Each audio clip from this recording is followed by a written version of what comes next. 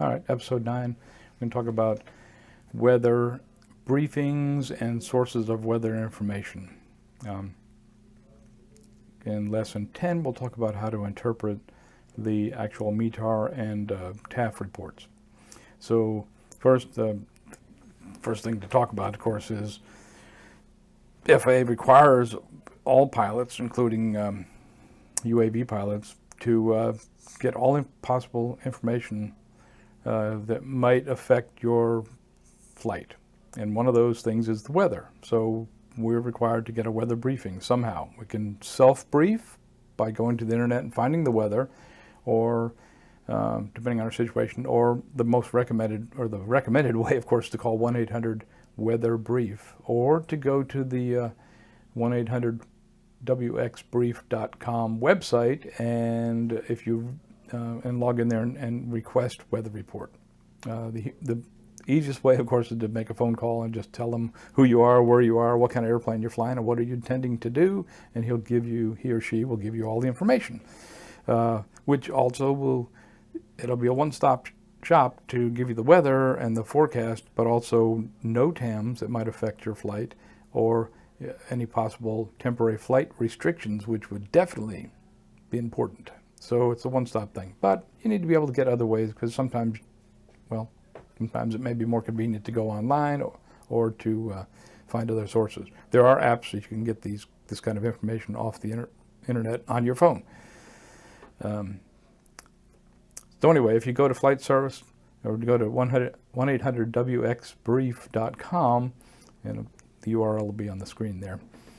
You probably want to create an account, because when you do the account, you can tell them what kind of airplane you have, and that way when you go to get the information, they won't give you transatlantic weather or polar flight routes or some kind of weird high altitude thing like that. They'll tell you the stuff that's more related to what you're actually going to need, and eliminate a bunch of extra stuff that you might have to read through that you really don't really care about.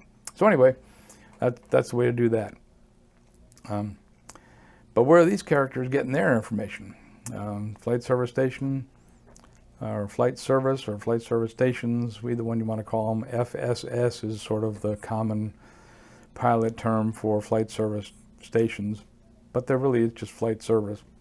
It's a subcontractor for the government that gathers all this weather and transmits it to the public. And I'm going to read it off the website, because I think it's sort of a PR, but I'm going to read it anyway. Flight Service communicates directly with pilots for pilot briefing, flight plans, and in-flight advisory services, search and rescue initiation, aircraft emergencies, and notices to airmen. Flight Service provides services in Alaska also.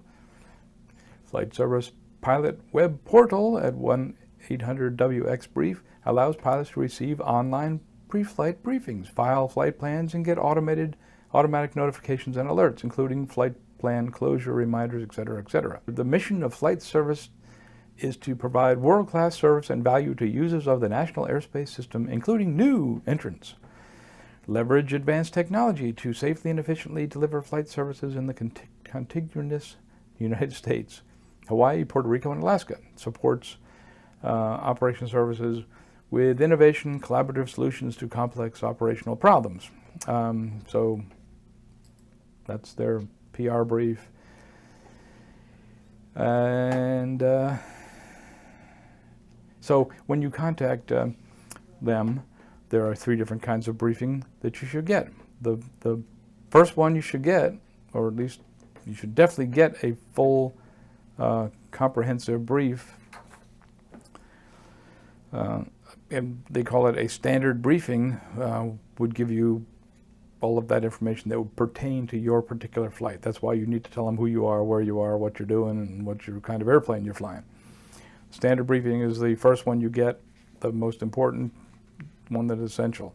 Then you can get an Outlook briefing. That's like maybe the day before. In fact, they're saying if it's 6 hours or more in the future, you might want to get an Outlook briefing. Would give you just a rough idea about what to expect.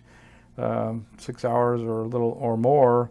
If your boss says you need to go to check out this tower, do a video of this tower, let's say, tomorrow, and you get the Outlook briefing right away, and it says, well, it's going to be a thunderstorm. Probably, there's a high percentage of thunderstorms in the area. Then you can tell the guy, your boss rather, to, hey, yeah, just to give you a heads up, it may not happen because they're forecasting thunderstorms. Okay, so that's what a Outlook briefing is, just a longer term idea.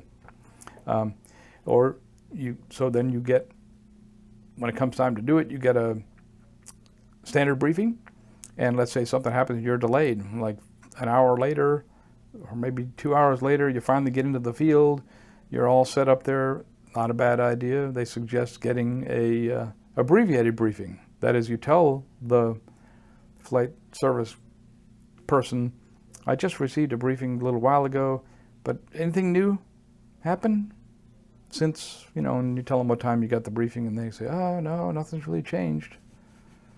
And you can carry on, but at least you're covering your posterior just in case things change. Not a bad idea. Okay, so that's basically the weather briefing concept. Whether you have standard briefings, you have an outlet briefing you do maybe the day before, then you get a standard briefing of the day of the flight, and then an abbreviated briefing if you suspect that things might have changed, if there's enough of a delay. It's only essential that you get one briefing, though. The others are suggested. Interesting to note that Flight Service also assists in emergencies. There are probably not that many emergencies that we're involved with, but they have all the contact numbers, so I reckon you could call them if you had an accident that qualified as needing to report it to the FAA or the NTSB. You could call them, and they would probably have the number so that you can contact them, the FAA or the NTSB, depending on what kind of report you're trying to make. So they're a one-stop place for that.